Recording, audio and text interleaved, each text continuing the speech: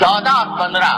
شعبان کی درمیانی رات، جس کو ہمارے ہاں عام طور سے شب برات کہا جاتا ہے، اس کے بھی کچھ احکام ہیں۔ یہ ایک ایسی رات ہے جس کی فضیلت متعدد روایات سے ثابت ہے، اور اس رات میں عبادت کو موجب اجر و ثواب قرار دیا گیا ہے عام راتوں سے زیادہ۔ آج کل بعض حضرات یہ فرماتے ہیں کہ شب برات کی کوئی حقیقت نہیں ہے، یا اس کے بارے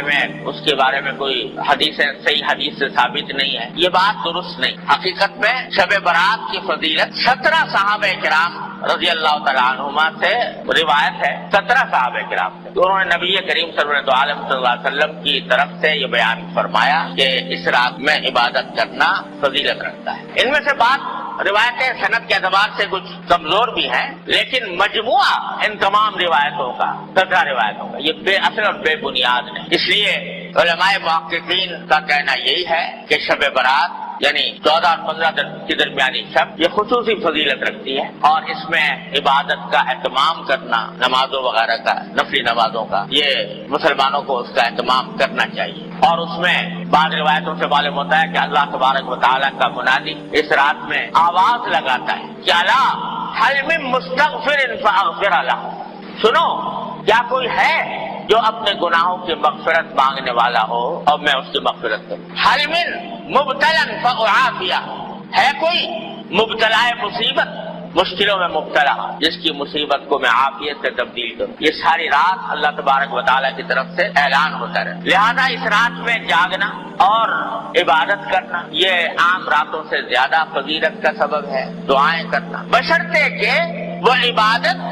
اسی طرح کی جائے جس طرح جناب نبی کریم سرور دو عالم صلی اللہ علیہ وسلم نے فرمائی، اس میں بھی اپنی طرف سے کوئی اضافہ نہ ہو۔ جیسا ابھی میں نے بتایا، مثالیں دی آپ کو کہ اپنی طرف سے اضافہ کوئی شریعت میں مقبول نہیں۔ کل محدثۃ بدعہ وکل بدعۃ ضلالہ، ہر نئی بات جو انسان دین میں پیدا کرے وہ بدعت ہے، اور ہر بدعت گمراہی۔ تو شیطان تو انسان کے پیچھے لگا ہوا ہی ہے، اسے دیکھا کہ یہ رات فضیلت والی آنے والی ہے، تو اس فضیلت والی رات میں مسلمان متوجہ ہوں گے اللہ تعالیٰ کی طرف، رجوع کریں گے، عبادتیں کریں گے، دعائیں مانگیں گے، تو میرا تو گھاٹا ہو گیا۔ لہذا اس نے ایسے ایسے طریقے ایجاد کروا دیے کہ لوگ جو ہے عبادت سے ہٹ کر ان طریقوں میں لگ جائیں، اور ان کی وجہ سے اس رات سے جو فائدہ اٹھایا جا سکتا تھا وہ نہ اٹھاتا۔ کیا طریقے گھڑ لیے کہ بھائی نماز پڑھو یا نہ پڑھو، شب برات کا حلوہ ضرور پکاؤ، وہ نماز پڑھو یا نہ پڑھو، عبادت کرو یا نہ کرو، لیکن حلوہ پکانا ضروری فرض۔ اگر کوئی نہ پکائے تو قابل ملامت ہے، لے بھائی اس کے گھر تو شب برات کا حلوہ بھی نہیں پکتا، یہ بڑا وہابی ہے، یہ جو ہے ایسا کنجوس ہے، بخیل ہے کہ اس کے گھر میں حلوہ ہی نہیں پکتا۔ اب کوئی خدا کا بندہ پوچھے کہ بھائی حلوے کا کہیں ذکر قرآن میں، حدیث میں، صحابہ کرام کے تعامل میں کہیں ہے کہ بھائی شب برات کے دن حلوہ پکنا چاہیے؟ نہ قرآن میں اللہ تعالیٰ نے فرمایا، نہ نبی کریم صلی اللہ علیہ وسلم نے ارشاد فرمایا، نہ صحابہ کرام کے عمل میں کہیں اس کا کوئی دور دور کوئی نشان نظر آتا ہے، مگر یہ حیراتی بات، اور اس کو فرض اور واجب سے زیادہ ضروری قرار دے۔ کوئی پوچھے بھائی حلوہ نہ پکاؤ، یہ بدعت ہے، ارے بھائی حلوہ پکانے میں کیا ہے، حلوہ کوئی حرام چیز ہے؟ تو یہ جواب، ارے بھائی حلوہ حرام کوئی چیز نہیں، روز پکاؤ، لیکن شب برات کو خاص طور پر حلوے کے لیے مخصوص کر لینا اور اس کو فرض قرار دینا اور واجب قرار دینا، کوئی نہ پکائے تو ملامت کرنا، یہ اپنی طرف سے دین میں اضافہ ہے جو اللہ تعالیٰ کو گوارا نہیں۔ تو ایک تو یہ شگوفہ چھوڑ دیا شیطان نے۔ دوسرا اس سے زیادہ خراب کہ بھائی شب برات میں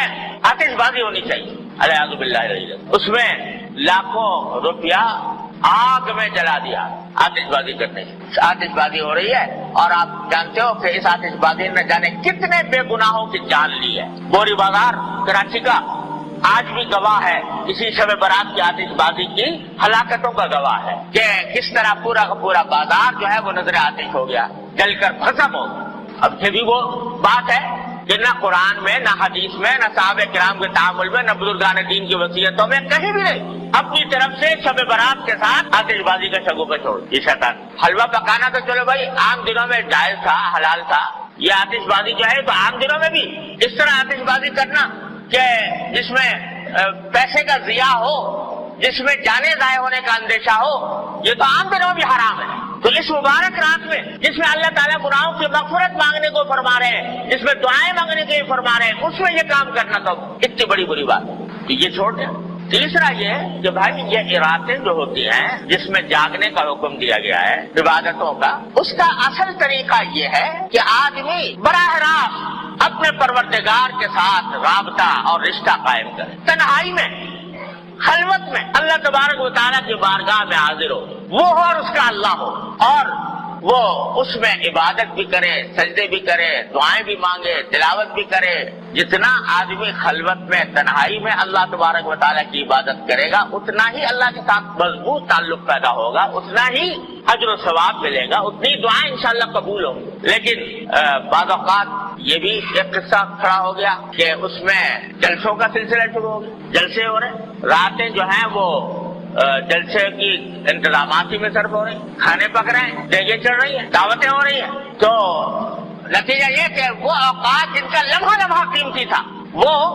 جلسوں کے انتظامات میں صرف ہو رہا ہے، دیگیں چڑھ رہی ہیں، کھانا پک رہا ہے اور لوگ دعوتیں کر رہے ہیں۔ ارے بھائی، یہ اللہ نے رات عطا فرمائی ہے، یہ اس کا جتنا بھی حصہ موقع مل جائے، اچھا تو ہے کہ پوری رات پوری نہ ہو سکے، جتنا موقع مل جائے گوشہ تنہائی میں اپنے اللہ سے رابطہ قائم کرو، جیسا کہ نبی کریم سرور عالم صلی اللہ علیہ وسلم فرمایا۔ تو اس میں نمازیں، نفلی نمازیں پڑھیں، لمبی لمبی صورتیں اگر یاد ہیں وہ پڑھیں، دعائیں کریں، مناجات مقبول دعائیں، نبی کریم صلی اللہ علیہ وسلم کی دعائیں ہیں وہ کریں، اپنے ذات کی دعائیں کریں۔ آج پوری امت مسلمہ ایک عظیم آزمائش میں مبتلا ہے، اور ہمارا ملک خاص طور پر گھرا ہوا ہے، تمام چاروں طرف سے خطرات اور فتنوں میں گھرا ہوا ہے۔ اس کے لیے دعا کریں اور اللہ تبارک و تعالیٰ سے مانگیں۔ اس کام میں اس رات کو صرف کرنا چاہیے۔ اللہ تعالیٰ اپنے فضل و کرم سے ہم سب کو اس کی توفیق عطا فرمائے۔ اور بھائی اس کے بعد اگلے دن جو ہے یعنی 15 شعبان، اس کے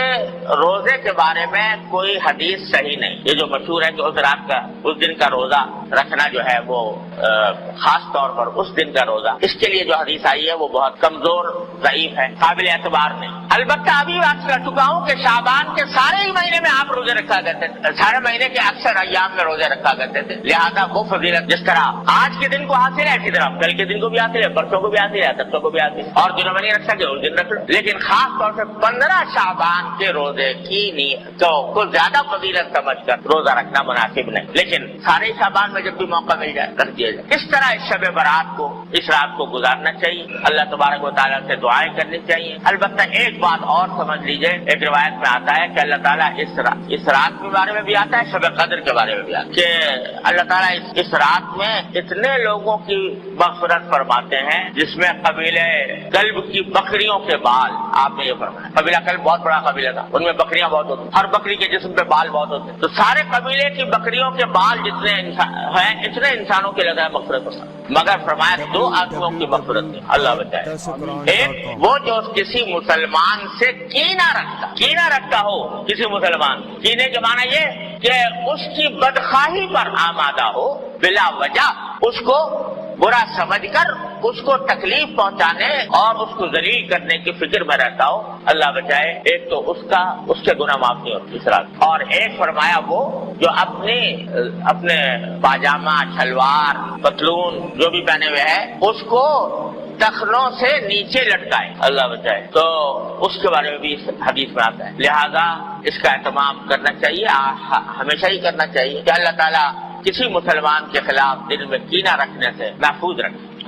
یہ چیز جو ہے اتنا بڑا گناہ ہے کہ اس رات میں بھی معاف۔ اسی طرح یہ بھائی آج کل بہت ابتلا ہے اس میں ٹخنوں سے نیچے لٹکانے کا، اللہ تعالیٰ ہر مسلمان کی حفاظت فرمائے۔ یہ حدیث میں فرمایا کہ یہ اصل میں تکبر کی علامت ہے، اور تکبر ایسی چیز ہے جو اللہ تبارک و تعالیٰ تکبر کو کسی قیمت پر برداشت نہیں کرتا۔ فرمایا الکبریاء ردائی فمن نازعتہ قسمت، او کما قال صلی اللہ علیہ وسلم، کہ بڑائی تو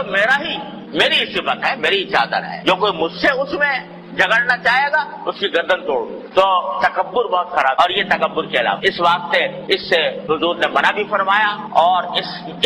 جگہ پر خاص طور سے اس کا ذکر فرمایا۔ اس کا بھی بھائی ہر مسلمان، کیا اس میں فائدہ ہے کہ آدمی لٹکا لے، تخرج کے لیے چلا جائے گا تو کیا فائدہ حاصل ہو جائے گا، کون سی دولت مل جائے گی، کون سی لذت حاصل ہو جائے گی، لیکن نبی کریم صلی اللہ علیہ وسلم کے حکم کی مخالفت ہوگی، اتنی بڑی وعید کا سامنا کرنا ہوگا۔ ہاں بھائی یہ بات بھی رہ گئی کہ شب برات میں قبرستان جانے کا مسئلہ۔ ایک مرتبہ ایک روایت میں آتا ہے کہ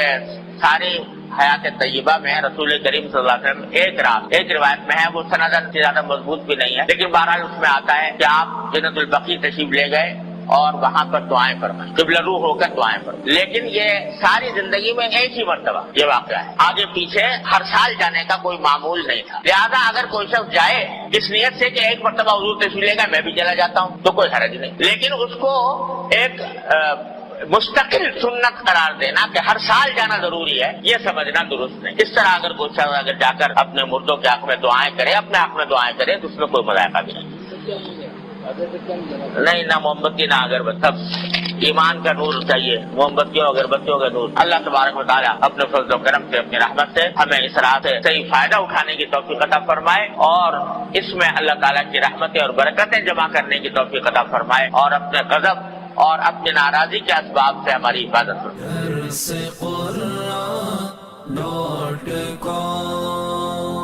www.darsequran.com